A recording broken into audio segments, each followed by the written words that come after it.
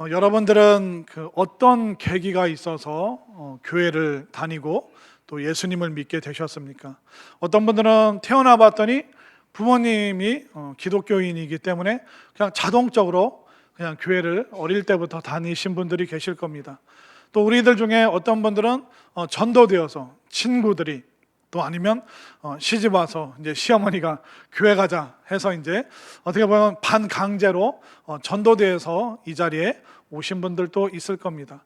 또 어떤 분들은 어렸을 때 교회 다녔던 기억이 있고 또 미션 스쿨 그런 걸 다니면서 또 어떤 기독교에 대해서 예수님에 대해서 어떤 거부감이 없기 때문에 시간이 지나서 어떤 호감과 관심을 갖고 교회에 오신 분들도 있을 겁니다.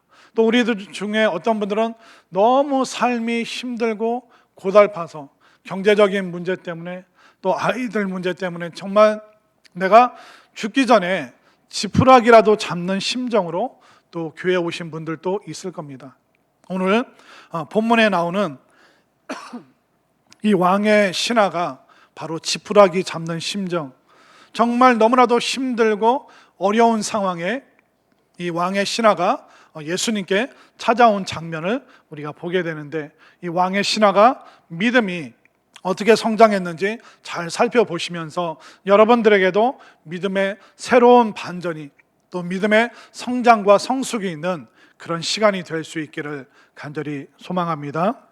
자, 오늘 본문을 보면 우리가 알 수 있는 게 뭐냐면 우리 인생은 참 아쉬운 게 많구나. 너무 속상하고 어려운 문제, 아쉬운 문제, 결핍된 문제가 많다는 것을 우리가 알 수 있습니다. 자, 오늘 본문 46절 말씀을 한번 볼까요? 자, 46절 말씀 함께 읽겠습니다. 시작. 예수께서 다시 갈릴리 가나에 이르시니 전에 물로 포도주를 만드신 곳이라. 왕의 신하가 있어 그의 아들이 가버나움에서 병들었더니.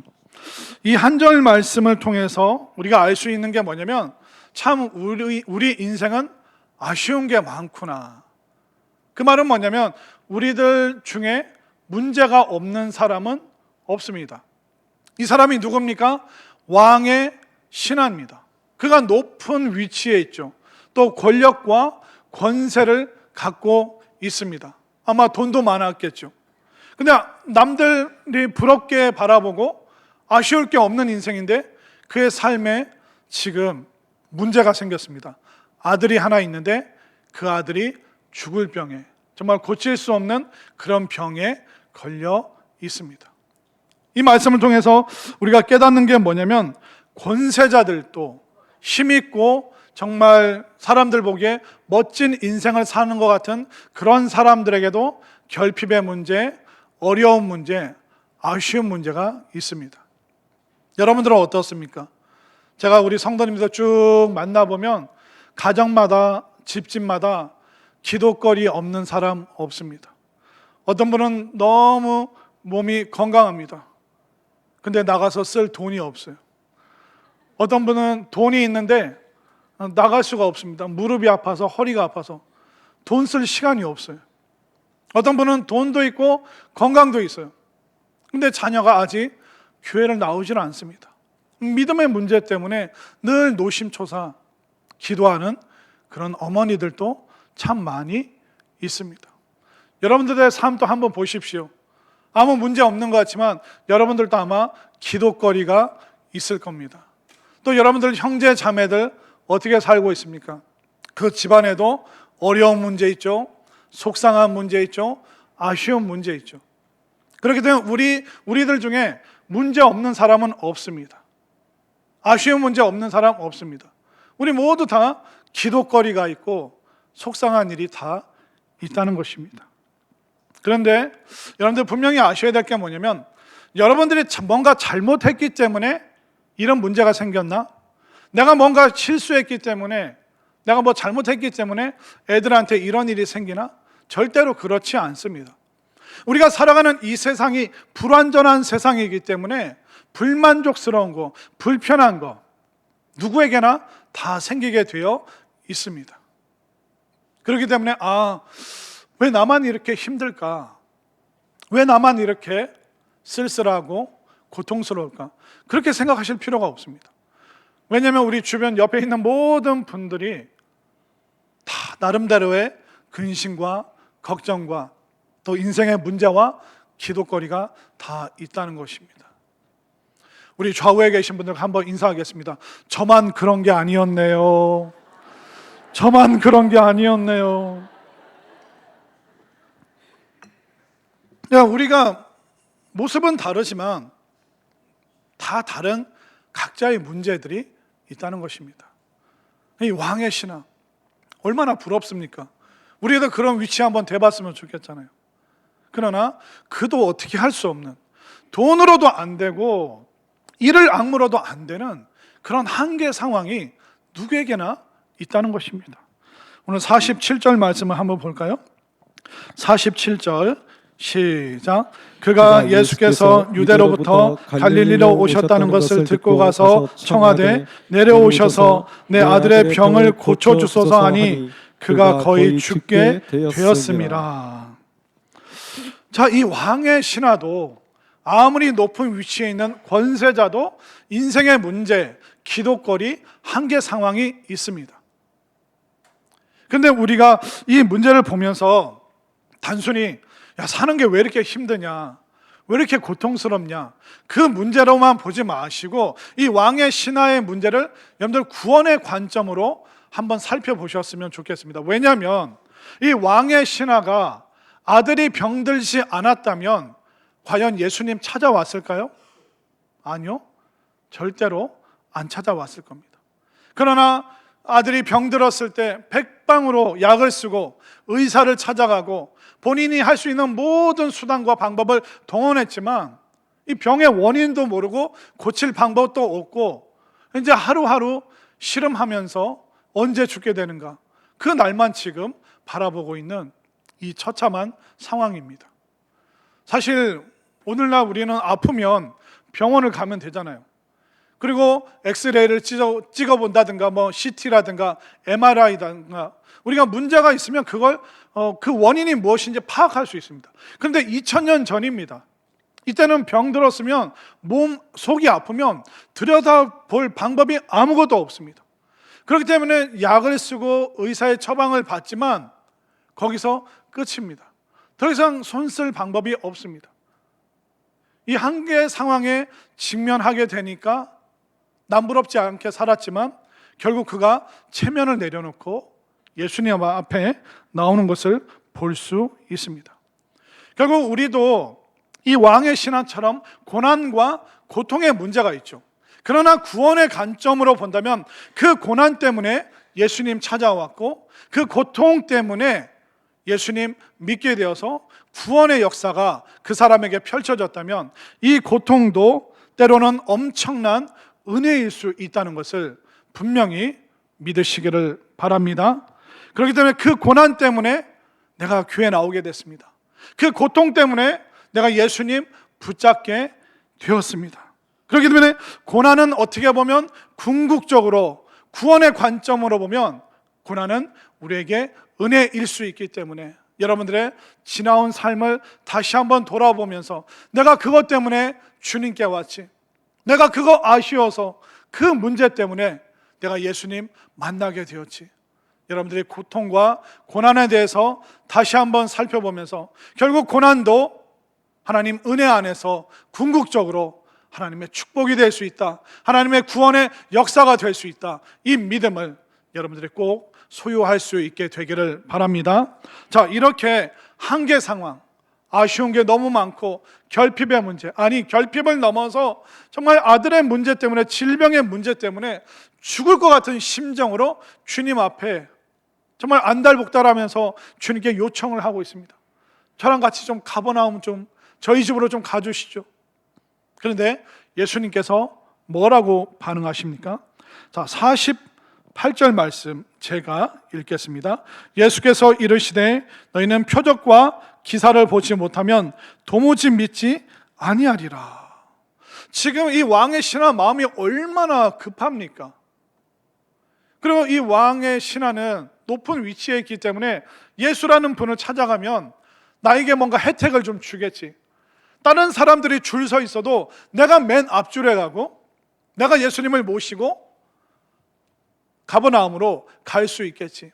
그런 기대감 가지고 예수님께 찾아왔는데 예수님이 뭐라고 말씀하십니까? 너희들은 기적을 안 보여주면 믿지를 않는구나. 그렇게 예수님이 냉정하게 말씀하십니다. 이 왕의 신하가 바라는 건 기적밖에 없습니다. 여러분들, 물에 빠진 사람이 지푸라기 잡는 거 그건 나쁜 거 아니잖아요. 그리고 온갖 의사와 약을 썼지만 낫지 않기 때문에, 아무런 방법이 이제 없기 때문에 마지막 방법은 예수님밖에 없잖아요. 왜냐하면 예수님에 대한 소문을 들으니까 예수님께서 병자도 고쳐주시고 귀신도 쫓아주시고, 그리고 가나의 혼인잔치에서 포도주도 물로 바꿔주시고, 아닌가요? 어떻게, 뭘로 바꿨죠? 물을 포도주로 바꿔주시고. 지금 한 5명만 지금 정신 차리고 있고 나머지 분들은 지금 무슨 얘기인지 모르시는 거예요. 교회 다닌 분이 이렇게 좀 적구나, 그런 생각이 듭니다. 예수님께서 수많은 기적을 베풀어 주셨다는 얘기를 들으니까, 그러면 아무것도 할 수 없는데 예수님 저분만 모시고 와서 저분이 안수기도 한번 해주시면 한 방에 내 아들의 문제, 내 인생의 문제, 내 결핍의 문제 해결안 받을 수 있겠구나. 이 마음 먹은 거 잘못인가요? 잘못 아니잖아요. 그리고 예수님 또 기적 베풀어 주셨잖아요. 오병이어로 먹을 거 없는 사람들에게 기적으로 먹을 것을 베풀어 주셨고, 무리를 걷는 모습을 제자들에게 보여주셨습니다. 많은 병자들 고치시고 귀신을 내쫓으시고 심지어 죽은 나사로도 살리신 그 기적을 베풀어 주셨습니다. 분명히 기적을 베풀어 주시는 분이신데도 오늘 냉정하게 뭐라고 말씀하십니까? 48절을 다시 보십시오. 예수께서 이르시되 너희는 표적과 기사를 보지 못하면 도무지 믿지 아니하리라. 이 말씀은 뭐냐면 기적을 베풀어 주십니다. 그런데 뭐라고 말씀하시냐면 너희들이 기적만 기대해서는 안 된다. 왜냐하면 기적은 너무 좋은 것이지만 우리가 기적에 대해서 잘 다뤄야 됩니다. 왜냐하면 우리는 일상을 살아가다 보니까 일상에 내가 해결할 수 없는 문제를 한 방에 해결받으면 좋겠다, 이런 마음이 우리들에게 다 자리 잡고 있습니다. 제가 예전에 서울에서 사역을 할 때 70 이상 되신 어르신들이 모여서 주중에 기도 모임이 좀 크게 있었습니다. 그 기도 모임은 제가 인도했는데, 그렇게 기도회를 하는데 어떤 권사님이 저 앞에서 혼자 계속 물을 드시는 거예요. 평소에 물을 잘 안 드시는 분인데 계속 물을 드시니까 제가 눈길이 가더라고요. 그래서 이제 기도회 마치고 권사님께 가서 권사님 오늘 계속 물을 드시던데 이게 목이 좀 마르고 목이 많이 타시냐고 그랬더니 그 권사님이 그 물통, 좀 물렁물렁한 그 물병을 저에게 딱 보여주시는 거예요. 목사님 이거 마셨다고.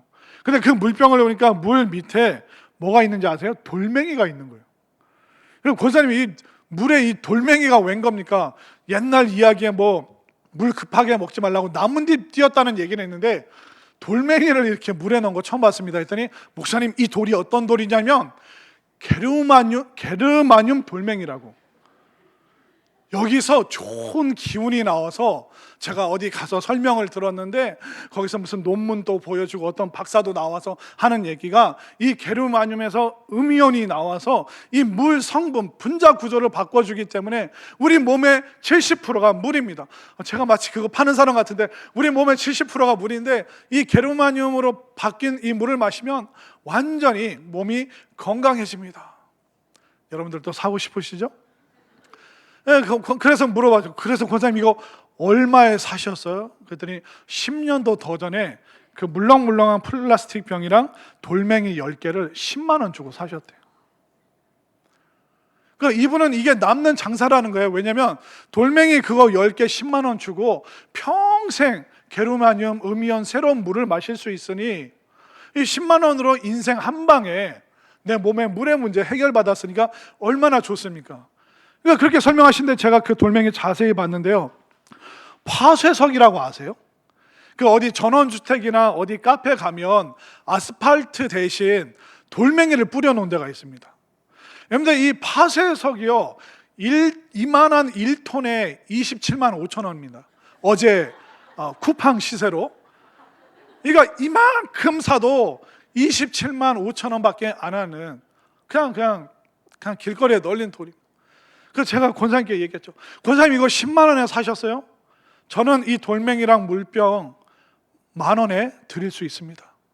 저한테 사세요. 그렇게 막 농담을 했는데, 여러분들도 이 게르마늄 돌멩이 필요하시면 이따 1층에 제가 주차장에 있을 테니까 저한테 와서 구입을 하십시오.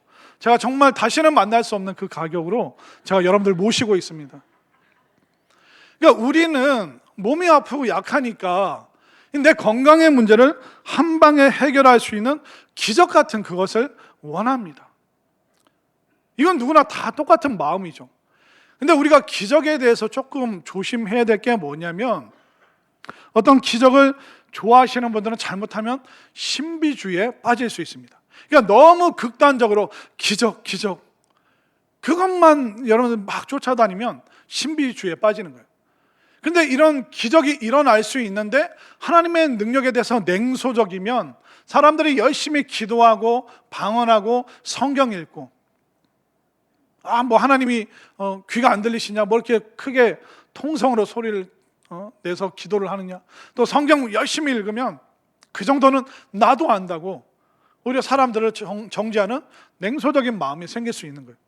그렇기 때문에 우리가 기적은 좋은 것이지만, 믿음의 문을 열어주긴 하지만, 기적에 대해서 너무 극단적으로 가면 신비주의에 빠지거나 냉소적인 사람이 될 수 있는 것입니다. 그런데 거듭 말씀드리지만, 그 기적은 하나님을 믿을 수 있는 은혜의 통로고 수단입니다. 그래서 제가 이제 고등학교 때 이제 막 믿음이 막 성장하면서 그런 생각을 했어요. 친구를 전도해도 잘 믿지 않고, 또 친지분들도 교회 가자고 친척 사촌에게 얘기해도 믿음에 대해서 관심이 없고, 그때 이제 고등학생 때 제가 무슨 생각이 들었냐면, 하나님이 기적 한 방만 나에게 보여주시면, 들려주시면 정말 마음속에 있는 갈등도 다 해결되고, 친인척과 나누고 있는 명절 때마다 가지고 있는 이 믿음에 대한 논란의 문제도 하나님 한 방에 해결될 수 있는데 왜 기적을 안 베풀어 주십니까? 하나님, 세상 사람들에게 천사들이 막 앞에 왔다 갔다 하면서 교회 가라 그 기적으로 하나님이 천사들 운용해서 그거 보여주시면 한 방에 이 믿음의 문제 해결될 수 있는데, 하나님께서는 왜 이 간단한 것도 모르십니까? 라고 제가 고등학생 때 그런 마음을 품었습니다.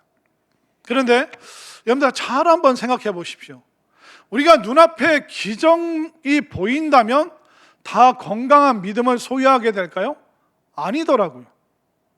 여러분들, 인류 역사 속에서 가장 극적인 경험을 체험한 사람들이 이스라엘 사람들입니다. 근데 이스라엘 사람들보다 더 기적의 중심에 있었던 사람이 누구냐면 애굽의 왕 바로였습니다. 어떻게 보면 그 바로는, 애굽의 왕은 하나님의 10가지의 기적, 재앙과 같은 그 기적을 그가 경험하게 됐죠. 그런데도 바로 끝까지 하나님 안 믿었습니다. 마음이 고집스럽고 강팍해져서 더 하나님으로부터 등 돌렸습니다. 여러분들도 기적을 한번 보면 모든 논란을 잠재워 줄 것 같죠? 기적 한 번만 보면, 체험하면 여러분들 인생의 문제 더 이상 내가 고민하지 않고 내가 제대로 신앙생활을 할 수 있을 것 같죠? 그렇지 않습니다. 기적만 있다고 해서 우리의 삶이 극적으로 변화되거나 그 사람이 진짜 믿음을 소유하게 되는 것은 아닙니다. 우리가 기적을 자꾸 경험하다 보면 자꾸 기적을 바라게 됩니다. 그러니까 그런 사람들의 문제가 뭐냐면 기적 중독증에 걸리는 거예요. 삶을 살다가 조금만 어려운 문제 있으면 그 어려운 문제를 해결하기 위해서 기적을 베풀어 주는 것을 찾아다닙니다. 그러면서 자신의 일상에 대해서 우습게 여기죠. 본인이 다니는 교회에 대해서 평가절하를 하게 되죠. 다른 곳에 더 놀라운 기적이 있을 거야. 다른 곳에 더 짜릿한 무슨 경험이 있을 거야. 내 인생을 한 방에 바꿔줄 그런 화끈한 경험을 주는 그런 곳을 내가 찾아가야겠다. 그러다 보면 헤매다 보면 정상적인 신앙생활을 못하게 됩니다. 모든 것을 다 신비주의로 해석하게 됩니다. 그리고 기적 중독증에 걸려서 옛날 기적은 짜릿하지가 않아요. 그래서 또 다른 기적, 또 다른 기적, 더 큰 기적, 더 짜릿한 기적, 기적 중독증에 빠지게 되는 것이죠. 결국 예수님이 하시는 말씀이 뭐냐면 너희들의 관심사가 무엇이냐. 예수님께서 일상의 문제를, 먹는 문제, 병든 문제, 아픈 문제, 죽은 문제, 수많은 그 일상의 문제를 계속 해결해 주시는데 너희들은 일상의 문제만 해결 안 받고 가버렸지 않느냐. 너희들이 기적을 체험하고 믿음의 세계로 들어온 것이 아니라 또 다시 이거 해결되니까 또 일상에 빠지고, 그리고 또 문제 생기니까 또 나 찾아오고, 그거 해결해 주니까 또 나 떠나가고, 그러다 아쉬운 거 있으면 또 나 찾아오고.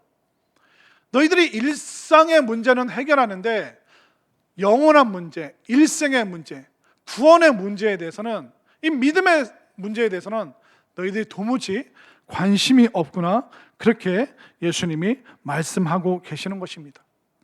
여러분들, 우리 일상의 문제는요 계속 일어나게 되어 있습니다. 인생은 한 방이 없어요. 하나님, 우리 아이 제발 내가 원하는 그 기도하는 그 대학에만 보내주시면 내가 예배도 나가고 성경 공부도 하고 봉사도 할게요. 저 그런 사람 거짓말 안 하고 100명도 넘게 봤습니다. 그래서 정말 애끓는 심정으로 기도해서 아이가 대학에 합격을 했어요. 그럼 그 엄마 신앙이 좋아졌을까요? 아니요. 다시 또 원래 모습으로 또 돌아가는 거예요. 그러다 다시 4년 후에 다시 기도하러 오시더라고요. 하나님, 우리 아들이 이제 졸업할 때가 됐습니다. 내가 원하는 대기업에, 하나님 누구나 들으면 알만한 자랑스러운 기업에 하나님 넣어 주십시오. 그러면 또 하나님, 우리 아이들 취업만 해결해 주시면 내가 다시 예배 진짜 이번엔 진짜 약속 지키고 예배도 드리고 봉사도 하고 섬기고 막 정말 내가 잘하겠습니다. 그 아들이 원하는 또 기업에 취직을 했어요. 이 엄마 믿음이 자랐을까요? 아니요. 여러분들 아시잖아요. 이 여러분들 얘기하는 거잖아요. 지금 다시 원래대로 과거로 돌아가는 거예요. 그러니까 일상의 문제 해결하느라고 영원한 문제, 구원의 문제, 믿음의 문제에 대해서는 관심이 없는 거예요. 이것만 모면하면 내가 잘할게요. 하나님 이것만 들어주시면 나 진짜 믿음 생활 열심히 할게요. 우리 주님 속으실까요? 하도 많이 속으셔가지고 이제 안 속으시는 거예요. 너희들이 기적만 바라고 그것만 기대하고 왜 믿음이 자라지 않느냐. 여러분들, 기적이 일어나지 않는다고 해서 너무 두려워하지 마시기 바랍니다. 왜 나에게는 기적이 없는가? 내가 믿음이 부족한가? 내가 뭐 잘못했는가? 그렇지 않습니다. 여러분들이 기적을 원하면서 기도하고 또 기대하고 또 기다렸다면 그것으로 충분한 겁니다. 기적이 안 일어나도 괜찮은 이유가 뭘까요? 여러분들이 그 기적을 바라면서 기도했기 때문에 여러분들의 믿음은 더 좋아졌기 때문에 기적이 안 일어나도 괜찮다는 것을 분명히 믿으시길 바랍니다. 기적이 안 일어나도 믿음이 더 좋아지는 여러분들 될 수 있기를 바랍니다. 또 기적을 바라면서 기도하는 중에 여러분들의 믿음이 더 견고해질 수 있기를 바랍니다. 그 사람이 누구냐면 바로 오늘 본문에 나오는 왕의 신하가 그 모습을 보여주고 있습니다. 자, 오늘 본문 49절과 50절을 한번 볼까요? 자, 49절을 제가 50절을 여러분들이 읽습니다. 신하가 이르되 주여 내 아이가 죽기 전에 내려오소서. 가라, 내 아들이 살아있다 하시니 그 사람이 예수께서 하신 말씀을 믿고 가더니. 예수님이 48절에서 냉정하게 말씀하셨잖아요. 기적만 바라는 너희들 문제가 있다. 그랬더니 이 왕의 신하가 어떻게 합니까? 주여 내 아이가 죽기 전에, 제가 연기를 잘 못하지만 한번 최선을 다하고, 아마 예수님 바지가랑이 붙잡고 주님 알겠는데 이번 한 번만, 제발 한 번만, 제발 가버나움 가서 예수님 제발 내 아들 한 번만 고쳐주시면 제가 진짜 잘할게요. 진짜 제가 하나님 잘 믿을게요. 애걸복걸을 하면서 이 왕의 신하가 다시 한번 예수님께 간절하게 쫄랐을 겁니다.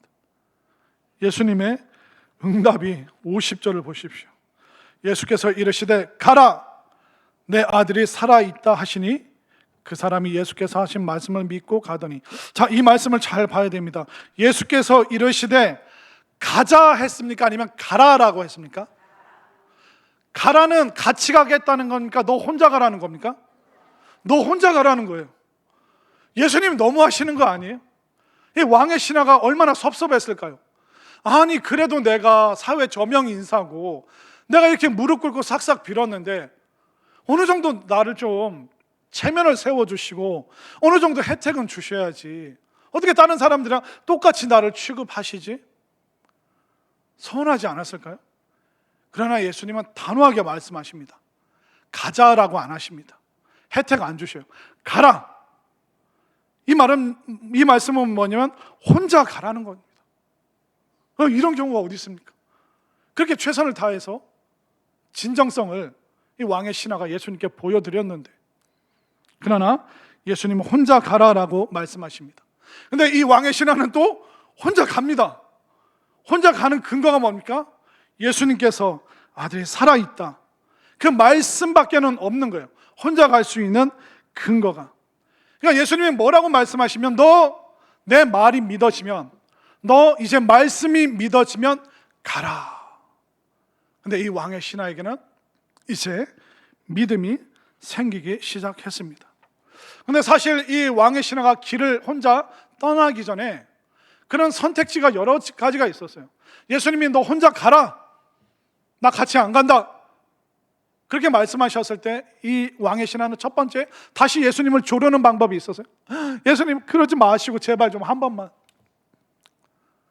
두 번째는 예수님께 체념하고 포기하고, 아휴 이제 방법이 없구나, 그냥 포기하는 수밖에 없습니다. 그럼 마지막 세 번째는 이제 말씀을 믿고 가버나움까지 가는 것입니다.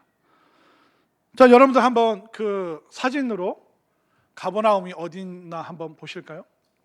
네, 지금 사마리아 위쪽에 그리고 갈릴리 사이에 가나가 있죠. 그 가나 조금보다 위쪽에 가버나움이 있습니다. 이제 사마리아 수가성을 통과해서 가나에서 또 가버나움.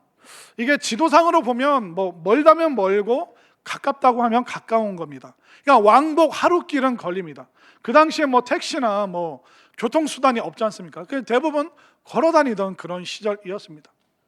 그렇기 때문에 이 가버나움에서 가나까지 오고 가고 이게 하루 길입니다. 예수님이 가자가 아니라 가라. 가버나움으로 너 혼자 가라. 너 말씀이 믿어지면 혼자 가라. 이제 예수님을 만나고 이 왕의 신하가 여러 복잡한 마음 가지고 떠났겠죠. 믿기는 믿지만 집에 갔는데 만약 그 비참한 현실을 마주한다면 내가 어떻게 해야 되지? 아내는 발을 동동 구르면서 내가 예수님 모셔오기만 그걸 기다릴 텐데 아내한테 이 상황을 뭐라고 설명하지? 아마 이 왕의 신하는 혼자 온 밤을 꼬박 새우면서 잠도 못 자고 쉬지도 못하면서 그 아들이 지금 어떻게 됐을까 걱정하면서 그 밤을 지새면서 꼬박 그 길을 걸어가고 있습니다. 예수님이 말씀하긴 하셨지만 눈에 보이는 상황은 변한 게 하나도 없습니다. 무슨 예수님이 뭐 약속의 종이를 계약서를 써주신 것도 아닙니다. 변한 거 하나도 없어요. 그냥 예수님이 너 믿음이 있으면, 내 말을 믿으면 너 가라. 그 말씀만 믿고 반신반의하면서 이 길을 떠나가고 있습니다. 이 길은 이제 믿음의 여정이 된 줄 믿으시길 바랍니다. 이 길은 이제 말씀을 붙잡은 말씀의 여정이 된 줄 믿으시길 바랍니다. 아마 그 밤에 혼자 걸어가는 이 아버지의 심정, 왕의 신하이긴 하지만 인생의 문제를 어떻게 할 수 없는 이 연약한 이 아버지는 두렵고 떨리지만 무섭지만 어떤 현실이 눈앞에 펼쳐질지 모르지만 그는 믿음을 의지해서, 말씀을 의지해서 지금 담대한 신앙의 여정을 떠나고 있습니다. 자, 그러면 그 길 위에서 어떤 일이 일어났을까요? 자, 51절을 보십시오. 함께 읽습니다. 시작. 내려가는 길에서 그 종들이 오다가 만나서 아이가 살아있다 하거늘. 아멘인가요? 얼마나 듣고 싶었던 말입니까? 근데 집에 도착하기도 전에 이 종들도 헐레벌떡 빨리 이 왕의 신하에게, 주인에게 알려주기 위해서 막 달려옵니다. 이 왕의 신하는 상황은 바뀌지 않았지만 꼬박 밤을 새면서 가버나움으로 가고 있는 그 길에 가장 듣고 싶었던, 아들이 살아났습니다, 열이 내리기 시작했습니다, 나아졌습니다, 이제 일어나서 오늘 아침부터 밥을 먹기 시작했습니다. 얼마나 듣고 싶었던 소식입니까? 저 같으면 난리가 났을 거예요. 근데 52절 보니까 너무 사람이 차분한 거예요. 흥분을 안 합니다. 의아하죠? 자, 52절을 가볼까요? 52절 읽습니다. 시작. 그 낫기 시작한 때를 물은즉 어제 7시에 열기가 떨어졌나이다 하는지라. 아멘인가요? 어제 7시라는 말은 뭐냐면, 제가 그 유대인의 시간 말씀드렸죠. 아침 6시가 0시예요. 그렇게 되면 오전 9시가 3시, 낮 12시가 6시. 자, 7시면 우리 시간으로 몇 시죠? 오후 1시입니다. 이게 교회 다니는 거 어렵지 않습니다. 이게 조금만 따라오시면 되는데, 그러니까 어제 오후 1시에 예수님 바지가랑이 붙잡고 애걸복걸 했던 그 시간. 그런데 가라, 나는 같이 안 간다, 가라, 말씀이 믿어지면 가라, 아들 살아있다. 그 시간이 오후 1시였고 그 말씀을 붙잡고 믿음으로 떠났는데, 떠난 그 시간부터 아이의 열이 내리기 시작했구나. 얼마나 소름이 돋았을까요? 종들의 얘기를 들으면서. 그러면서 예수님에 대한 그 경외감, 예수님을 향한 그 반신반의했던 그 믿음이 확고해지면서 어떤 결단을 내리게 됩니까? 자, 53절 말씀 우리 함께 읽습니다. 시작. 그의 아버지가 예수께서 내 아들이 살아있다 말씀하신 그때인 줄 알고 자기와 그 온 집안이 다 믿으니라. 아멘인가요? 여러분들, 이래도 기적 중독증에 걸려서 기적만 추구하시겠습니까? 아니면 진짜 신실한 믿음을 추구하시겠습니까? 여러분들, 믿음을 따라가시길 바랍니다. 기적과 같은 마술은, 초능력은 우리 인생 사는 순간뿐입니다. 천국에는 더 이상 기적이 필요 없습니다. 근데 이 땅에서의 문제는 해결했는데 영원한 문제, 구원의 문제, 믿음의 문제를 해결하지 못했다면 이 땅에서 80년, 90년 호의호식하고 왕의 신하처럼 잘 먹고 잘 산들 영원한 형벌이 기다리고 있는데 그게 무슨 의미가 있겠습니까? 그렇기 때문에 우리의 일상을 압도하는 믿음, 우리 일생을 완전히 뒤덮을 수 있는 그 구원의 믿음이 우선순위이기 때문에 예수님께서는 기적만 받고 가는 것이 아니라 정말 영원한 믿음, 영원한 생명, 이것을 얻기를 원하시는 예수님의 그 마음을 여러분들이 다시 한번 깨달으면서 기적을 추구하는 삶에서 이제 믿음을 추구하는 신실한 믿음의 사람들이 될 수 있기를 바랍니다. 여러분들도 이 왕의 신하처럼 말씀의 여정, 말씀을 붙잡고 믿음으로 떠나는 이 믿음의 새로운 여정이 시작될 수 있기를 바랍니다. 그래도 우리의 현실 어려울 수 있어요. 우리가 신앙생활 한다고 해서 다 안 아픈 거 아닙니다. 교회를 다녀도요, 우리가 병들 수 있고요, 예수님 믿어도 사건 사고가 일어날 수 있습니다. 또 이해할 수 없는 일에 여러분들이 직면할 수도 있고 생각만큼 상황이 빨리 나아지지 않을 수도 있습니다. 우리가 해야 될 게 뭘까요?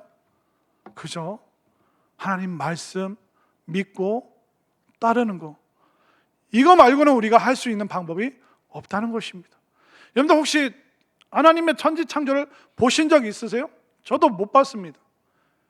여러분들, 그 방주가 물 위에 떠 있는 거 보신 적 있습니까? 저도 못 봤습니다. 여러분들, 홍해가 갈라지는 거 보셨습니까? 저도 못 봤습니다. 베드로가 물 위로 걷는 거 봤습니까? 저도 못 봤습니다. 우리가 할 수 있는 게 뭘까요? 우리가 하나님 말씀이니까 그저 믿는 것, 이것이 우리가 지금 할 수 있는 최선이라는 것을 깨달으시기를 바랍니다. 그렇기 때문에 우리가 어렵고 힘들어도 내가 원하는 결과가 당장 나오지 않아도 그냥 묵묵히 하나님 믿고 따라가는 것, 이 삶을, 이 믿음의 여정을 우리가 함께 걸어갔으면 좋겠습니다. 기적이 진짜 뭘까요? 제가 얼마 전에 돌아가신 박완서, 아마 여자 소설가 아실 텐데, 박완서 씨가 그 일상의 기적이라는 그런 수필을 쓴 적이 있습니다. 한번 들어보시기 바랍니다. 덜컥 탈이 났다. 유쾌하게 저녁 식사를 마치고 귀가했는데 갑자기 허리가 뻐근했다.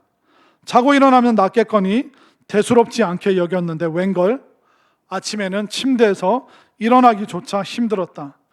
그러자 하룻밤 사이에 사소한 일들이 굉장한 일로 바뀌어 버렸다. 세면대에서 허리를 굽혀 세수하기, 바닥에 떨어진 물건을 줍거나 양말을 신는 일, 기침을 하는 일, 앉았다가 일어나는 일이 내게는 더 이상 쉬운 일이 아니었다. 이때 중국 속담이 떠올랐다. 기적은 하늘을 날거나 바다 위를 걷는 것이 아니라 땅에서 걸어 다니는 것이다. 예전에 싱겁게 웃어 넘겼던 그 말이 다시 생각난 건 반듯하고 짱짱하게 걷는 게 결코 쉬운 일이 아님을 실감하게 되었기 때문이다. 여러분들 허리나 그런 데 담 들릴 때 어떻게 합니까? 그러면 숙이는 일도 기침만 해도 막 결리고 아프잖아요. 그러니까 일상의 사소한 일들이 굉장한 일이 되어버렸다. 우리 모두도 다 경험했을 것입니다. 그렇기 때문에 우리에게 지금 필요한 게 뭘까요? 당장 내 인생을 바꿀 수 있는 한 방의 기적이 아니라 여러분들의 일상이, 매일의 삶이 바로 하나님의 기적임을 볼 수 있는 그 눈이 여러분들에게 열릴 수 있게 되기를 바랍니다. 그리고 또 어떤 분이 아주 오래전에 그 인터넷상에 쓴 글인데 이것도 이제 조금 우리 현실이랑은 조금 차이가 있지만 한번 들어보시면 좋을 것 같습니다. 안구 하나, 그러니까 눈 하나, 안구 하나 구입하려면 1억, 눈 2개를 새로 바꾸려면 2억이 들고, 신장 바꾸는 데는 3천만 원, 심장 바꾸는 데는 5억 원, 간 이식하는 데는 7천만 원, 팔다리가 없어 의수와 의족을 끼워 넣으려면 더 많은 돈이 든답니다. 지금 2눈을 뜨고 2다리로 건강하게 걸어다니는 사람은 몸에 50억 원이 넘는 재산을 지니고 다닌 것과 같습니다. 도로 한가운데를 질주하는 어떤 자동차보다 비싼 훌륭한 2발 자가용을 가지고 세상을 활보하고 있다는 기쁨을 우리는 절대 잊어서는 안 됩니다. 그리고 갑작스러운 사고로 앰뷸런스에 실려갈 때 산소호흡기를 쓰면 1시간에 35만 원을 내야 한다니, 눈, 코, 입 다 가지고 2다리로 걸어다니면서 공기를 공짜로 마시고 있다면 하루에 840만 원을 버는 셈입니다. 우리들은 50억짜리 몸에 하루에 840만 원씩 공기를 공짜로 받을 수 있으니 얼마나 감사한 일인가요? 그런데 왜 우리는 늘 불행하다고 생각하는 걸까요?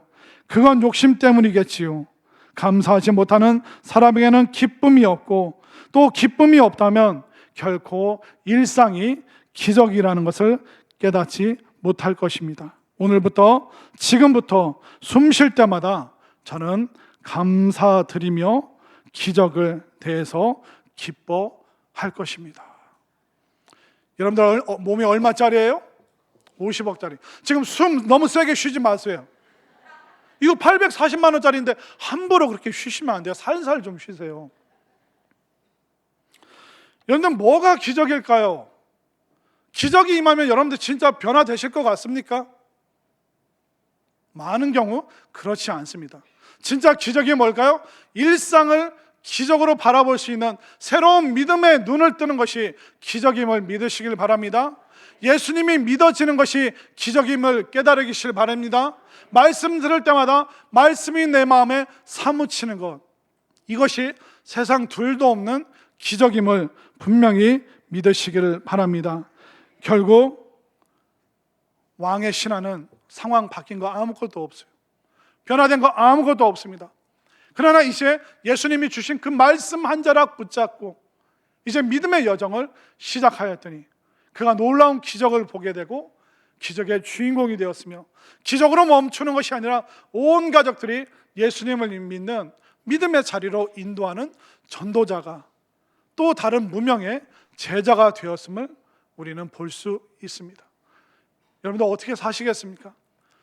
기적만 바라지 마시고 이제 믿음의 길을, 믿음의 여정을 선택하여서 이제 그 믿음의 길을 묵묵히 가는 동안 여러분들 또한 기적의 주인공이 되고, 또 여러분들의 믿음을 많은 사람들에게 증거할 수 있는 전도자로, 제자로 살아가는 우리 모두가 될 수 있기를 간절히 소망합니다.